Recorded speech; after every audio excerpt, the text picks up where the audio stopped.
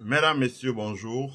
Bonjour à tous. Bonjour, chers frères, que vous soyez sur le continent africain, que vous viviez sur le continent européen, que vous viviez en Amérique du Nord ou du Sud, ou également en Asie, où vous êtes très nombreux à nous suivre. Je vous remercie de suivre cette vidéo. Utilisez votre pouce pour mettre un like sur la vidéo. Partagez la vidéo sur votre page. Invitez vos amis à s'abonner sur notre chaîne. Abonnez-vous également sur notre chaîne si ce n'est pas encore le cas. Je fais cette vidéo pour parler de la formation professionnelle. La formation professionnelle ou la formation au métier. Voilà. Je fais la vidéo suite à la sortie du ministre de l'Emploi et de la formation professionnelle au Cameroun, qu'on appelle Monsieur Issa Chiroma Bakari. Alors, tous les Camerounais le connaissent. Il s'appelle Issa Chiroma Bakari. Son petit nom ou son surnom, c'est le perroquet. Donc, on l'appelait le perroquet parce qu'il était l'ancien ministre de la communication dans le gouvernement. Donc, il bavardait un peu trop, il se mêlait de tout, même ce qui ne le regarde pas. Donc, ses amis l'ont surnommé le perroquet. Depuis le remaniement ministériel, il a été muté au ministère de l'Emploi et de la formation professionnelle. Et en tant que ministre de l'Emploi et de la formation professionnelle, dans le contexte de la polémique marquée par la question de l'immigration au Canada ou au Cameroun, la population active, c'est 18 millions. Ça veut dire les personnes en âge de travailler ou à la recherche d'un emploi, mais qui n'ont qu'une occupation, c'est 18 millions. Ceux qui sont recensés à la CNPS ou à la direction des impôts, c'est tout au plus environ 1 500 000 avec les auto-emplois. Donc le reste, qui fait à peu près 16 500 000, disons même 16 millions, se retrouve au chômage. Dans ce contexte, l'immigration choisie est une opportunité, est une aubaine pour la jeunesse camerounaise qui, au lieu de mourir chez les parents jusqu'à 50 ans parce qu'il n'y a pas d'emploi, a choisi donc de se jeter sur le chemin de l'exil pour aller, enfin, un exil économique, pour aller trouver mieux dans un contexte d'immigration choisi au Canada, aux États-Unis, au Moyen-Orient, comme à Dubaï, en Arabie Saoudite, etc., etc. Donc, Issa Chiroma Bakari disait, le ministre de l'Emploi et de la formation professionnelle, a fait une sortie en disant que les Camerounais n'avaient pas d'emploi et étaient au chômage. Ce n'est pas parce qu'ils voulaient rester au chômage. Je paraphrase.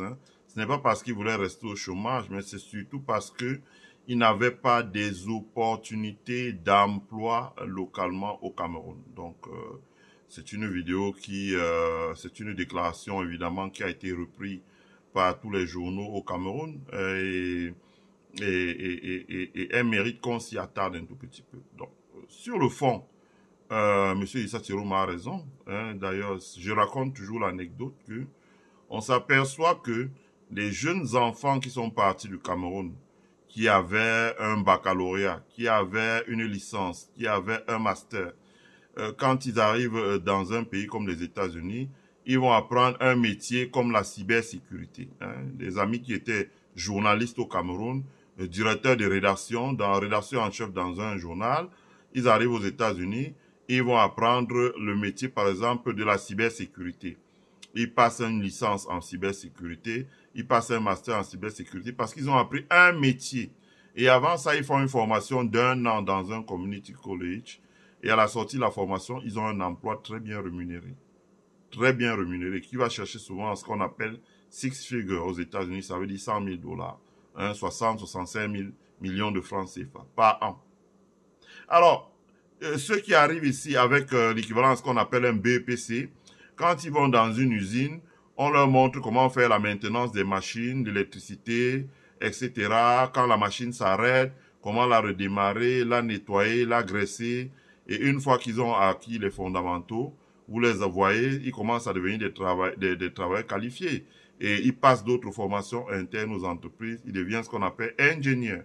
Donc, ce sont des gens de maintenance. Et après avoir fait 10 ans d'activité professionnelle, on leur délivre un diplôme d'ingénieur, mais qui a appris sur le tas. Voilà, donc il maîtrise un métier. Alors, la sortie de Issa Chiroma Bakari vient à bon point, parce que au Cameroun, on s'aperçoit qu'il y a du chômage, et je l'ai souvent dit, pendant qu'il y a du chômage, c'est aussi une vérité, les employeurs camerounais recherchent des travailleurs qualifiés. Moi, j'ai été employeur au Cameroun, et j'ai recherché du personnel pour embaucher. C'est une galère. Vous n'en trouvez pas. Vous n'en trouvez pas du tout. Et comme il n'y en a pas du tout du personnel qualifié, quand vous en formez un peu, avant même les immigrations au Canada, d'autres entreprises vous le piquent parce que quand vous dépensez en moyenne 50 000 par mois pour former quelqu'un et que vous faites ça pendant un an, vous avez investi 600 000. Si vous consentez à le payer 100 000 francs parce que la formation, 50 000 plus le salaire, ça fait 150 000. À la fin de la formation, vous voyez qu'il quitte l'entreprise parce que l'employeur de l'autre côté est prêt à lui donner 200 000. Il a investi 0 francs pour le former. Ça pose la question, ou est-ce que pour l'employabilité, pour faire que le taux de personnes issues du système éducatif puisse intégrer les entreprises et travailler, est-ce qu'il faut toujours maintenir le même système éducatif que nous avons? Est-ce qu'il ne faut pas développer à côté ce qu'on appelle l'enseignement professionnel? J'insiste sur le mot, l'enseignement professionnel. Parce que ce que Issa Chiroma Bakari ne dit pas aussi, c'est que lui-même ne fait pas ce qu'il faut pour que les gens au Cameroun puissent trouver du travail. Il veut dire transformer les cybercafés en centres professionnels et délivrer les attestations. Ce n'est pas une politique, ça. Et puis c'est plus ou moins ce qu'il fait. Il transforme les cybercafés. Quelqu'un vient dire, bon, voilà, moi j'enseigne Office 365. Allez, on lui délivre une attestation de formation. Quelqu'un dit, ok, j'ai un salon de coiffure. Je fais la formation dans la... Allez, on lui délivre une attestation de formation. Salon de coiffure, etc. Esthétique. Je fais la formation, on délivre une autorisation. Ce n'est pas de ça qu'il s'agit. Il existe des enseignements professionnels qui permettent à ceux qui ont un diplôme. Diplôme, ça veut dire, ils savent lire, écrire, compter, rédiger un texte, lire un texte et comprendre, faire une synthèse, parler une ou deux langues étrangères, etc., etc. S'asseoir devant un ordinateur, ouvrir une feuille de calcul, remplir des données, les sélectionner, etc., les manipuler. C'est le but de l'école. Mais après, les gens doivent apprendre un métier. Un métier, ça veut dire par exemple les métiers de l'industrie. L'électricité industrielle, l'électricité du bâtiment, la maintenance des machines, le génie civil, être un ferrailleur, être un soudeur, être un plombier qualifié, être un staffeur. Moi, quand j'arrive aux États-Unis, pour un projet éducatif qu'on veut faire dans les années à venir, je m'en vais visiter le centre de formation des plombiers. Je m'assure que ici, je me rends compte qu'aux États-Unis, le plombier, ce n'est pas comme chez nous au pays, celui qui installe les robinets, qui met le carrelage, etc. C'est terminé, non. Le plombier, c'est aussi celui qui s'occupe des fluides, voilà, dans le domaine du gaz, par exemple. Donc, il faut former. Et aux États-Unis, par exemple, si je prends l'Amérique comme benchmark, ils ont ce qu'ils appellent les community college. Les community college, il y en a plein en ligne. Vous pouvez aller en ligne, vous allez voir. Les community college forment quoi? Forment des infirmières. On vous forme au métier. Et quand vous sortez, on vous donne une licence qui vous permet d'exercer, qui fait que vous êtes reconnu par les employeurs parce que vous passez un test pratique. Vous passez un test pratique. Vous pouvez commencer par une licence pour être ce qu'on appelle CNA, ça veut dire Nurse Assistant, ça veut dire aide-soignant. Après, vous faites une autre licence qui est LPN. Après, vous faites une licence qui est Registered Nurse, etc., etc. On vous délivre des licences qui vous permettent d'exercer.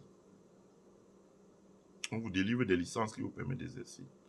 C'est important, c'est de ça qu'il s'agit. Hein? C'est de ça qu'il s'agit. Donc, par exemple, dans le domaine de l'électricité, vous allez dans une école, on vous forme pour maîtriser tout ce qui est électricité industrielle. Le câblage dans les machines, la puissance installée, l'inspection de tout, les circuits électriques, les arrivées, les départs, etc., etc. Pour l'industrie seulement. Il y a ce qu'on forme pour le bâtiment. Il y a ce qu'on forme pour être des plombiers. Il y a ce qu'on forme pour être des staffeurs. il y a ceux qu'on forme pour faire la construction, il y a ceux qu'on forme pour faire la charpente, etc., etc. Il y a quantité de métiers. J'insiste bien sur métiers dans la formation, dans l'industrie, dans le bâtiment, dans l'agriculture, dans le transport, dans la mécanique, par exemple, des véhicules, la transformation des véhicules. Aujourd'hui, les véhicules deviennent de plus en plus techniques, compliqués. Donc, il faut des personnes qui sont bien formées. Il y a quantité de métiers, par exemple, dans le domaine de la sécurité informatique, etc. Les banques, les assurances manipulent des données, ou si ces données sont volées, le métier s'arrête à l'instant, l'entreprise s'arrête à l'instant même. Parce que son capital, c'est d'abord, son fonds de commerce, c'est d'abord les données qu'elle manipule, voilà, pour proposer ou construire des offres qu'elle met à la disposition des clients. Donc, vous voyez qu'il faut repenser l'architecture qu'il y a entre la délivrance du diplôme et le milieu de l'emploi.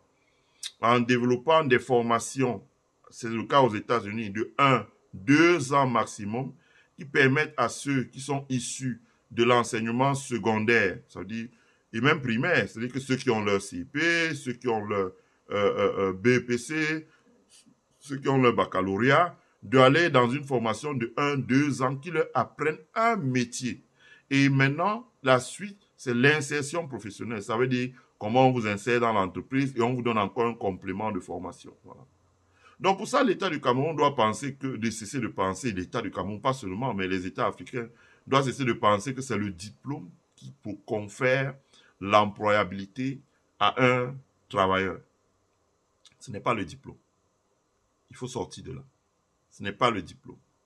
Donc il faut convertir un certain nombre de lycées d'enseignement général ou voire technique en centres d'enseignement professionnel, où les gens peuvent venir apprendre la soudure, ou bien venir apprendre la métallurgie, ou bien ils peuvent venir apprendre la verrerie, ou bien ils peuvent venir apprendre la poterie, ou bien ils peuvent venir apprendre la culture des céréales, le maïs, le blé, le sorgho, le mil, ou bien ils peuvent venir apprendre la transformation, la maintenance des machines, des équipements industriels, la construction des machines, etc., etc., etc., etc. Il faut changer ça. Par le passé, l'État du Cameroun a créé ce qu'on appelle les IIT, Instituts universitaires de technologie, mais je peux vous dire que c'est le modèle français. Ça ne marche pas. Nous devons avoir des formations dans des instituts certifiés par l'État qui ne sont pas faits par des professeurs diplômés de l'école normale. Non. Qui sont faits par des ingénieurs, par exemple retraités. Et quand la retraite est à 55 ans, l'ingénieur retraité devrait, ou 60 ans, devrait quitter le corporate job à 60 ans, mais devrait retourner travailler, par exemple, dans l'enseignement, la formation pour la qualification des travailleurs. Peut-être il peut encore faire ça pendant 10 ans, 15 ans, voire 20 ans, pour que les gens puissent s'insérer dans les entreprises. Voilà. L'État doit pouvoir mettre à la disposition des entreprises des crédits d'impôt pour que les entreprises puissent recruter les gens qui ont un diplôme, qui sont passés par un centre où ils ont appris un métier. Par exemple, si c'est une entreprise de BTP, elle doit recruter quelqu'un qui a eu un bac F3. Donc, bac F3, on suppose qu'il connaît dessiner les circuits, etc. Il connaît calculer les mégawatts, les joules, etc., etc. Mais quand il passe par un centre de formation pendant 2 ans, on l'a appris à travailler sur des appareils. Il maîtrise ces appareils-là. Mais comme les entreprises parfois ont des fournisseurs qui délivrent différents types d'appareils, quand ils rentrent maintenant chez l'employeur, l'employeur va l'apprendre à la maîtrise d'un matériel précis. Vous verrez que très rapidement, ça va aider les entreprises à combler le gap. Parce que je peux vous jurer que dans notre pays, et même dans beaucoup de pays africains, si on met en place un plan de formation et que ce plan de formation est couplé à si on met en place des écoles d'apprentissage de métiers et que ces écoles d'apprentissage de métiers sont couplées à des plans de formation interne dans l'entreprise pour que l'employeur puisse être très rapidement opérationnel, vous allez voir que les entreprises vont embaucher très vite. Ce qui dérange les employeurs au Cameroun, et moi je l'ai été et j'ai échangé avec beaucoup d'employeurs, c'est le fait que vous employez quelqu'un dans un marché qui est libre. Vous employez quelqu'un, vous mettez 2 ans pour le former et quand il connaît, il s'en va. Il s'en va. il subit la pression de la famille, il subit la pression de son épouse, il subit la pression de ses amis, il subit la pression de son entourage, qui lui dit, voilà, pourquoi tu vas rester là à gagner 150 000 alors qu'ailleurs on pourrait te payer 250 000. Il s'en va. Et l'entreprise aura dépensé 2 années, le temps, l'énergie, étant donné qu'il n'est pas encore opérationnel, il est au ralenti. Et les employeurs, quand ils sont piqués une fois, ils ne veulent pas recommencer une deuxième fois. Tandis que dans un contexte où l'étudiant déjà, il faut changer le système d'enseignement. Nous faisons 80% d'enseignement général, 20% d'enseignement technique ou professionnel. Nous devons inverser et faire 80% d'enseignement technique ou professionnel et 20% d'enseignement général. Tout le monde ne sera pas avocat, tout le monde ne sera pas notaire, tout le monde ne sera pas huissier de justice, tout le monde ne sera pas, que sais-je. Je ne dis pas que ce ne sont pas des métiers, hein, mais je veux dire que tout le monde ne fera pas ça. Parce qu'à la base, il faut avoir des diplômes d'enseignement général. En revanche, si nous inversons le schéma où 80%, même déjà 50%, 50-50, 50% d'enseignement général, 50% d'enseignement technique, plus la mise en place des centres d'apprentissage de métiers sur 1 an, quelqu'un qui sort d'un bac F n'a pas besoin de plus de 2 ans pour comprendre ce qu'on appelle l'électricité en bâtiment, voire l'électricité industrielle. Hein, comme on dit, on voit ici aux États-Unis, ils font 1 an, ils font un tronc commun, et ils font 1 an, ils font alternance, entreprise, pratique, etc., etc. Après 2 ans, il est opérationnel. Donc, quand il rentre dans l'entreprise maintenant, l'entreprise peut lui dire, voilà la certification Siemens, voilà la certification General Electric, voilà la certification dont il poursuit en interne, parce que l'État donne des crédits d'impôt pour que les entreprises en interne, voilà. Alors, si dans l'esprit de M. Issa Chiroma, qui parle, il est ministre camerounais, donc il raisonne comme tous les ministres camerounais, si dans l'esprit de M. Issa Chiroma, il pense que dire qu'il faut que les gens se forment, ça veut dire qu'il faudrait que tout de suite, on passe par passer le budget de son ministère de 6 milliards, peut-être à 60 milliards, alors là, il s'est trompé parce que ce n'est pas de ça qu'il s'agit. Ce n'est pas de ça qu'il s'agit. Ce budget sera rapidement absorbé par les fonctionnaires et l'effet sur le terrain sera quasiment nul. Ce qu'il faut, c'est que l'État investisse dans la construction des établissements qui sont destinés, il y en a eu au Cameroun, sont destinés dans la formation des gens qui sont issus de l'enseignement technique. Ce qu'il faut, c'est que l'État transforme un certain nombre d'établissements généraux en établissements d'enseignement technique pour que les gens puissent commencer à enseigner déjà, avoir, comme on dit, technical skills, des habiletés techniques. Ensuite, ils intègrent les centres d'apprentissage d'un métier.